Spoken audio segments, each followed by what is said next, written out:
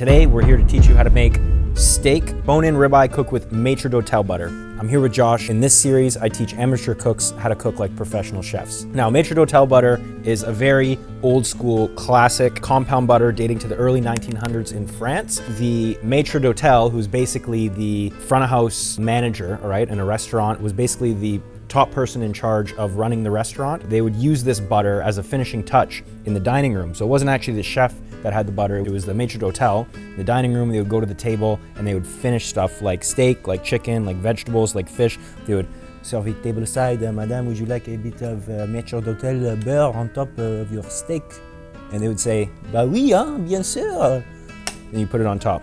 You look very confused right now. Very widely used today still. It's a compound butter. A compound butter basically just means you take butter, you mix a bunch of stuff inside of it, and now it's a compound butter. You can use it for a lot of different stuff. I like serving it with meat, steak, cook mushrooms with it, cook fish with it. You can do a lot. So today I'm gonna teach you how to make it. Me? Yep, you. You ready? All right. First step is we're gonna make the butter. Okay, so what I want you to do is Julian Shalot, Daniel-san. All right. Yep. Remember Brunoise? Motherfucker. I spent all this time teaching you, pouring knowledge into you. It's been like months. Okay, watch, I'll show you again. Cut like this. You want to separate it into petals. Watch. Beautiful. Let me Look. do that. All right, that's what you want, all right? We're gonna mix it in the butter, and we want it to sort of disperse through the butter evenly. The smaller they are, the more flavor comes out of them. I'm all about garlic. Give me some more garlic. What's wrong with this little piece of garlic on Just flavor is too strong. Is it really? Yeah. It's called the germ. The germ? Yep. Here, root. You open it, look. Pop it out. Pop. All right, you ready? Chop that garlic up nicey. We're gonna get it in this pan. All right, look. I got some butter in the pan. You're almost done chopping that garlic. Both of these in the pan. All right, let's do it. Yeah, you could use your knife to pick it up. That would have been funny. Sweat that out a little bit. Translucent, soft. Those are two things you're looking for. Look, a little bit of salt. You don't really want any color here. You just want them to soften up a little bit. Browning? No browning. Okay. A bit lighter than both of us, I would say. Latin guys. We used oil and not butter for the beurre blanc, right? Yep. And then this now we're using butter. What's the difference between using the butter and the oil? Temperature control, really. But I mean, this is gonna go into a butter, so I wanted to use butter to sweat it. We're not cooking this very hot, very fast, so butter's fine. It's not gonna burn, you know? Oh, really? This is pretty much where we want it. This is salted butter. It's better for the meat, right? You want that salty flavor for the meat, for sure. Does that mean you have to now put less salt in it? Not really. I mean, I wouldn't be adding too much, but like I'm still gonna season that as we're cooking it. It's also gonna help draw some of the moisture out of the shallot and garlic. Take that out and put it on this plate here, and we're gonna pop it in the fridge and cool it down quickly before we add it to the butter. Why pop it in the fridge? I don't want to melt the butter too much. That butter is the butter we're gonna mix. Is it special butter or? It's just salted butter. All right, so that's in the fridge now, cooling down. Now you can chop the parsley, nice and fine. Remember what I told you? Squeeze together, roll on top of itself. Now try to, when you do it, use the length of the knife. See that? The knife has length for a reason. All right, use it so it slides through the ingredient. Now this is such a great thing to know how to make because you can make this butter and you can keep it in the fridge, right? You could have it in the fridge and every time you cook meat or fish or whatever you want, you can just throw a scoop of this in the pan while you're cooking it or finish it on top. It's a great thing to have to add loads of flavor. What's the flavor profile of it? Lemon, there's parsley, there's onion. It's kind of just like this, you know, savory, a little bit citrusy, deep, like rich, taking it to the next level.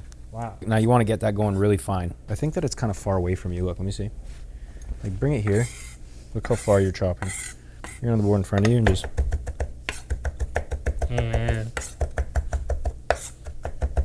Keep going.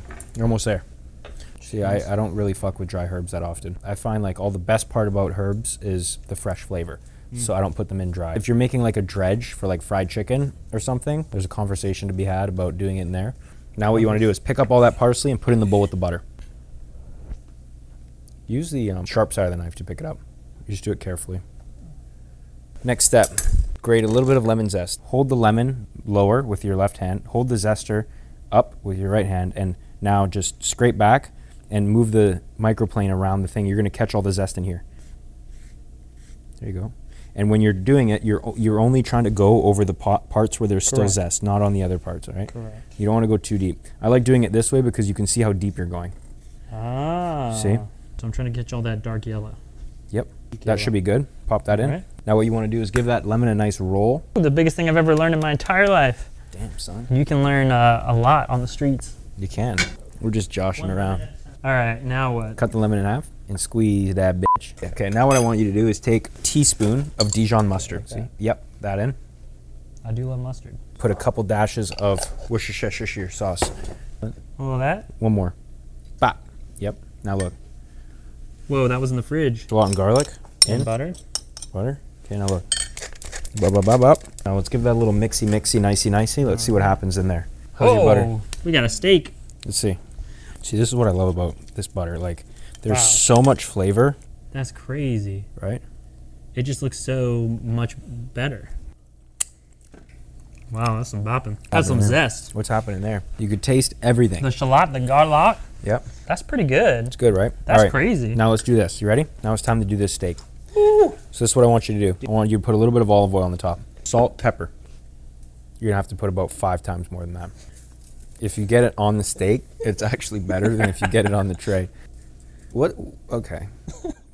There's literally more salt around the steak than on the steak. Do you have Parkinson's or something? Wow. You go for everybody. No one's safe on this show. Okay. Grate some pepper on that bitch. We want this to be like medium coarse, not too fine. Oh, why is that? Because we're going to sear it. We're going to give it a lot of color. I want the pepper to hold up, like not burn. Oh, the pepper can burn if it's smaller? Yeah, and if it's small and the pan's really hot, it'll burn. Flip it over and do the exact same thing on the other side, but this time try to get more salt on top of the steak surface. I feel like you've just lost all your faith in me. I'm still here. Physical. Now watch this. Let me show you something. You pinch the salt and look where my hand is, look where your hand is. Okay, yeah. See how when I'm doing it, the salt's dispersing evenly on the steak? And you're lower. How's that? That's good. That's actually really good. Wow. Yeah. It's like I'm learning. Yeah. You're teaching me. The big mistake that a lot of people make is not seasoning a piece of meat this big with enough salt and pepper. They think they just need to put a little bit of salt, but in fact, like that's a lot of meat there. Now look. You have all this salt around, okay? And you have pepper and salt everywhere, and you have oil. The sides of the steak aren't seasoned yet, right? So what I would do is go like this, put some pepper around, and then pick the steak up and just mop the... I was preparing for this moment. I laid the groundwork. Yeah, think about that. Surface sides, yeah. Give it that little mop around. Mop it. Yeah. And the other... Take a nice spoon of beef tallow. You're gonna get that steak in the pan. About that much? That should be good, yep. And why beef tallow? Flavor and smoking point. I mean, you could use beef tallow, you can use... This is basically instead of using butter. No, if you put butter in now, this would burn. You'd put, at this stage, it's either we use beef tallow or we use oil. Like a neutral oil, avocado oil, canola oil. Whereas if you did this with olive oil, the olive oil would turn super bitter. So yeah, what is smoking? It's the pan? So it's smoking's the oil. okay? Yeah, smoking's fine. Okay. So you can get that beef in, nice and gently. Yeah, great. Wow, that's amazing. Yep. That's such a thick piece of meat. Like, what's the strategy here? Like, what's our plan here? We're looking for very nice color on both sides. We're gonna put some of that butter in the pan and start basting it with the butter. And then we're gonna put it on the rack and finish cooking it in the oven. And then we're gonna take it out of the oven and put more butter on top and let it rest and then carve it and eat it. The basting part, like I see that in cooking shows all the time. They're always just doing that over and over again. What's the goal with that? You have heat coming from the bottom, but no heat coming from the top.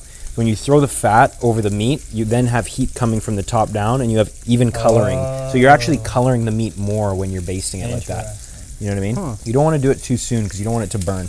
There's so much heat. Look at all the smoke coming up. Yeah. If you put that in there, all those nice nuanced flavors, the parsley, the onion, like all that stuff is kind of just going to burn and go away. You want to put it in a very strategic time. I'm guessing it's going to be probably 2 to 3 minutes on both sides. But basically what we're looking for is color. But once we have the color that we want on this side, we're going to flip it, start cooking it from the other side.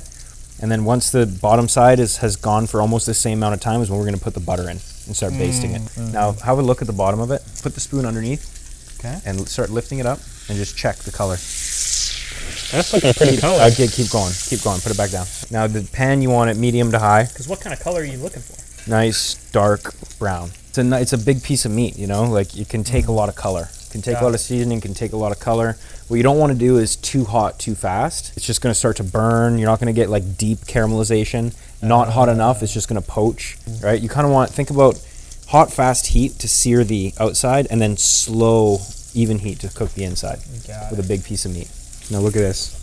Using the rim of the pan to like to cook, the sides. to color the sides. How long do you do this, and how do you know to do it? At the end of the day, you're looking for color. Got it. That's so it's just more like intuition? Intuition. You're looking for color. Flip it now and have a look at how it looks. I think now is probably the right time. All right, so we just flip it? Flip it. Careful, careful. When you turn it, drop it away from you, not towards you, because it's going to drop oil all over yourself, which is no bueno. But see the color now? Wow, that is very See how nice? Dark. Crispy, right? That's what you want. God. That's what you're looking for. You're not really going to burn it, like unless the pan is so ridiculously hot. A bigger piece of meat, this is a good like 1 inch, an inch and a half cut steak. Yeah. Like it can take some fucking color. Got it. If this was a really thin steak, you would want the pan to be way hotter than that probably. Got it. So the thinner it is, the hotter the pan. Pretty much, yeah. And so then like a nice juicy thick steak, you're gonna make it like medium heat. Medium to high, because you don't want to like color it too quickly and burn it. Like it can take some like deep caramelization. Use your torchon. Now take your, what's your dominant hand? Right. Hold the pan with your left hand. Yeah, and the spoon with your right hand, and turn the steak around so that fat bit's hitting the There you go. Now like pull the fat so it's against this wall.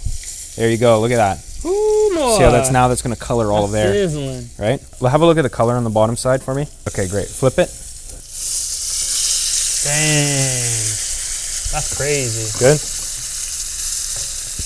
Also, that steak's hot. I want you to go into this pan with a good spoon and a half of butter. Yeah, go in. Oh, I see, like that. Yep. Okay, now put your spoon back in there. Same thing. Pan with your left hand in the torchon, spoon with your right hand. Now tilt the pan towards you and start basting that butter over the steak. I would cook any steak with butter, any piece of big meat in the pan. Good. If there was nothing in that butter, you could do that basting process for a lot longer, right? You can put the butter in a bit earlier, you can cook it with the butter, you can baste it. Yeah. But the fact that we have that stuff in there, it turns quickly. The garlic turns, the shallot turns, the butter, the parsley turns. So I just want to do that right at the end. The steak has enough color. That's why we went further with the oil. Yeah. And now what we're going to do is let it finish cooking in the oven. It's going to take probably at least another 10 minutes in the oven. 350 degree convection oven. 10 minutes, we're going to check it. Good. Look at that bad boy. Okay. All right. So now what I want you to do is take a nice scoop of butter. We just took it out of the oven. We're going to let it rest for at least another 10 minutes. What I want you to do is take a scoop of that butter, put it on top of the steak. Yeah. And now you just want to take that spoon and just rub it around. Let that butter melt all over evenly on that steak. Yeah. Now we need to let it rest, okay, for at least 10 minutes. Why do we need to let the steak rest, Josh? I just know they told me to let it rest, and every time I have, the steak just somehow tastes better. But I don't know why. So tell me why. Couple reasons. Okay. Imagine a piece of meat like that goes into an oven, and heat starts to attack it from both sides. Okay. That heat attaches to the meat, and it starts making its way into the center. When you're cooking meat, what you're doing is you're keeping it in the oven for enough time that when you take it out of the oven, the heat continues to go to the center, but you're not adding more heat. Because if you add heat until the heat's all the way to the center, it's well done. It's completely blasted. You need to add enough heat that it goes, say, a quarter of the way, and then you take it out and it carries over. The heat that's originally started keeps making its way in without adding more. That, and on top of that, if it's really hot like this, and you cut into it, there's so much heat in here that steam is going to start pouring out of it. Because that's what I've noticed is like if you cut it immediately, like the juices run out crazy. Exactly. Yeah. The juices, and not only the juices, the steam, and it dries and it dries out. All those juices and steam you want to allow to set into the meat. Do yourself a favor and wait. The reason why we sweat the shallots and garlic first is because now they're gently sweat on top of the steak. They're actually cooked. You know what I mean? That makes sense. Because now they're soft on top. They're not raw. You ready to carve into that bad boy? Oh, man. Hold the bone. Hold the knife. Take your knife and bring it down along the bone until you come out on this side. Follow the bone until the knife comes out. Follow the bone until the knife comes out. Follow the bone until the knife comes out. Follow the bone until the knife comes out. Yep, cut down. Back. Yep. Now what I want you to do is literally just go nice and easy. Try to keep them standing up. Oh, You know what I'm saying? It looks so good. It's just so juicy and succulent. Really good. Now what you want to do, slide the knife underneath, pick it up, put it right on the plate. Like that? Hot diggity dog. Oh my God. Damn.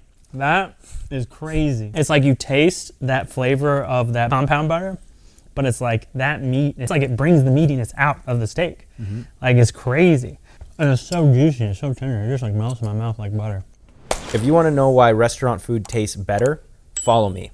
This is the stuff nobody explains. Josh, thank you very much Dude, for coming on yet again. Always a pleasure cooking with you. Always a pleasure learning something new.